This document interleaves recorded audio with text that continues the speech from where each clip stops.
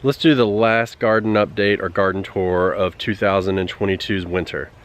So it's been a good one, and we've got some surprises and some things coming up, but let's not waste a bunch of time. Let's get to this and I'll show you what we got going on. Bed number one, our cabbage that we put in a video not too long ago. You can see they're really doing well right now. And we've come back and we've just kind of mulched in between there to try and keep them nice and cool when it gets warm, because we are getting warm, and then keep the soil to hold moisture better. And then the Butter King lettuce we planted is all coming up, so looks like we're missing a spot right there, but we can easily thin this and move a piece over. And then we've got this fancy weed here that we'll get rid of. There we go. Here we put the parsnips and they're not quite coming up. This may be a parsnip, I'm not totally sure right now. It usually takes a little bit of time. I don't go crazy trying to pull stuff out in case it's not a weed. And then the broccoli we put in, I actually had to replace this broccoli right here.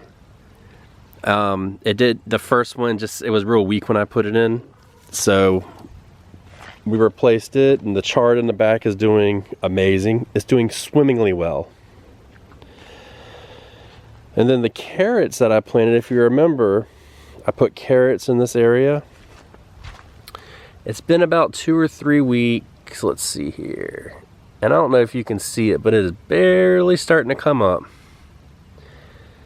So we've got some carrots coming up. And if you remember, carrots are terribly slow to come up. I believe I had them covered with the cardboard for about roughly 2 weeks. And I just pulled them off, and we're actually going to get some rain, so I'm a little worried I might actually go back and recover them, because the seeds that haven't come up yet, I don't want them to get beat down into the ground deeper. So I might cover them back up depending on how much and how hard it's going to rain, just until they can really just come up. And then once they come up, it's off to the races. So we'll see about that. And I never did come back and replant any more spinach, but this spinach is doing well. And we actually have a rogue carrot in the back. So, yep, if you dig down, yeah, we got a nice little carrot back there. The kale back here, I am about done eating kale, so I'll be pulling those up, and I'll pull up one plant at a time. I'll pull up this one first because it's leaning over, and well, maybe I won't. It looks like it's trying to bolt, so I might actually let that one go to seed. They've done so well. Letting it go to seed wouldn't hurt my feelings.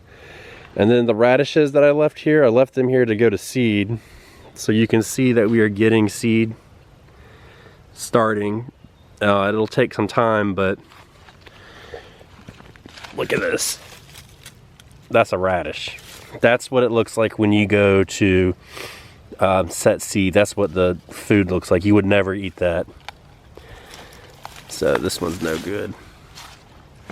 But, and then we left the plastic out here in case we get a cold night, which we are going to get, so I can cover these things up.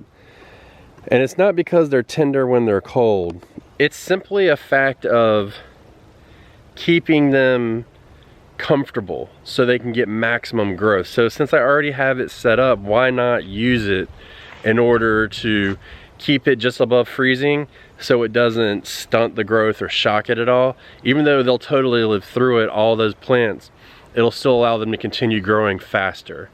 And we're not going to get repeated freezes. Actually, I hope not, but you never know.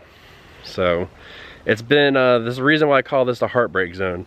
It's been 80 degrees during the day, and then it's going to be coming soon, like this weekend, it'll be 32 again. So you just want to be very careful and not give, you know, when you're pushing the envelope as far as planting, you want to give things a chance and protect them from the freezes and the frost and stuff like that. So that's why I'm just going to leave that plastic there for now. So the garlic is doing well. The kohlrabi here, I don't really know what's going on with the kohlrabi. If we come around, it doesn't look like it's going to do too much. That one does, I don't know. I haven't decided what to do. I'll probably come out here and pull them soon.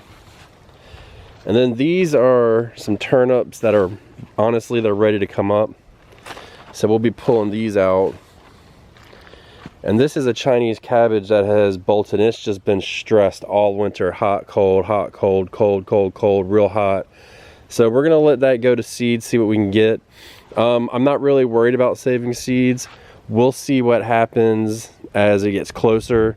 If I want to put something in that spot, then I'll easily pull that up. I'm not overly concerned about it. And over here, this bed, I need to pull up all of the bed itself and replace it. I have all the wood, I just honestly lazy. But like I said in the last video, we're gonna let this broccoli go to seed.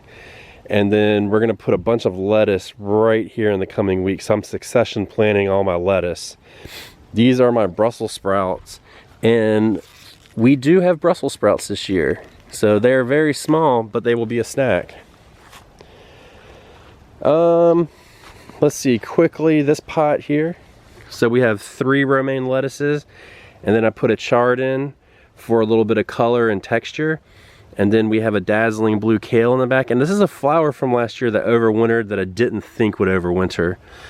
And then you can see we have some nasturtium that's gonna hopefully spill out and cover this ugly pot that we have. But it's so big, it was worth it.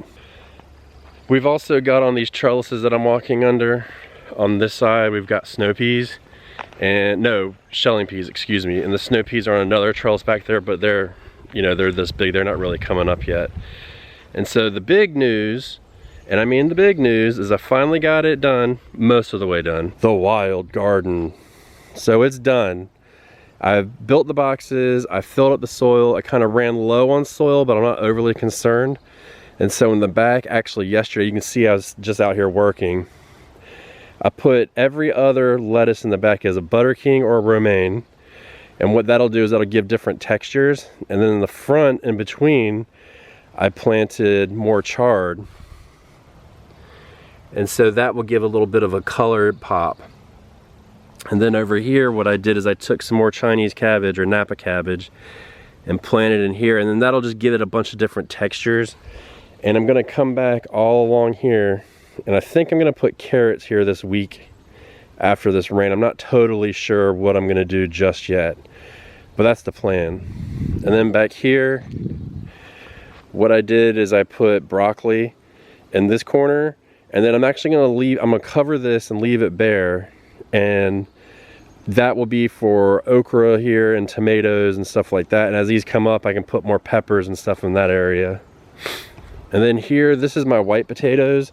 Just planted them late because the company sent them to me late. So they'll be in the ground, and we'll see what we get. I put 3 potatoes, so the bed is 3 by 6 feet, and I put 3 potatoes in rows. So every 3 feet I put a row of potatoes, excuse me. So 1 potato per square foot. And I use Kennebec potatoes. Man, I get tomatoes and potatoes confused today. So we'll see how that goes. I've never grown white potatoes before, never really been high on my priority list, but for some reason I changed my mind this year. And they'll be 100 days, but since I can get them in early, I can still get another crop behind them, and I'll probably put corn in that bed afterwards. You know, we'll see. We'll see what happens. But the last one, and I always forget this bed, I don't know why. It's the new one I put in last year. This is my main garden where I started. So this would be my 5th bed. And it's interesting, it didn't get a lot of sun over the winter, but you can see that my collards have just exploded.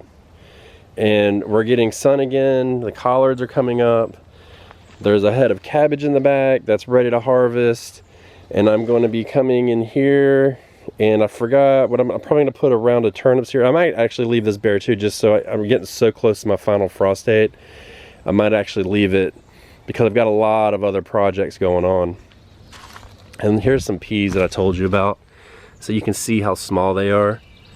They're not really that big. And I didn't plant this trellis heavy because I want the sun to get back to my compost pile, which I've been in the process of flipping and using. So this is the last of my compost for the year. And that's what I have just put in that bed I have to rebuild. And then all of these, I'm flipping. This is my old pile.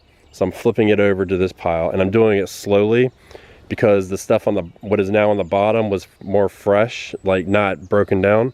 So I'm allowing it to break down, and then I'll come and I'll flip all this over. And I'm waiting to get some more chicken poop to put in there. So as soon as we get another load of that, I'll put it in the middle, and then I'll flip, and then I'll just really front load that and let it cook for the summer. So I know that was a quick tour. Trying to keep them short. I've realized that I have a lot of space going on here, so I might have to start breaking these down into like wild garden only or something, I don't know. Because I really want to try and keep them shorter, they're easier to manage. Let me step in the greenhouse so I can finish this up. The wind is kicking up. Everything's going well. I'm in a heartbreak zone, so it's gonna get hot, cold, freezing, and then 80 degrees, and it really stresses things out. And what I use this time for is a time for me to collect seeds. So it's a time for me to make seeds for the following years and stuff like that. So I'm not really stressed about stuff getting, you know, going to seed. And a lot of times what it is, it's the stuff that I've grown all winter. And it's unfortunate that it'll sit dormant for the winter, and then sometimes it'll just like that bolt. So we'll see. But check out the Backyard Gardens podcast twice a week. Links all over the place. And check out our old video where we're talking about what we're planning for February. And we're probably going to do another something like that soon about what we're planning as soon as we start getting different kinds of crops in the ground. And I want to show you this one thing before we go. Check out these flowers. Yeah, I'm growing some sweet ass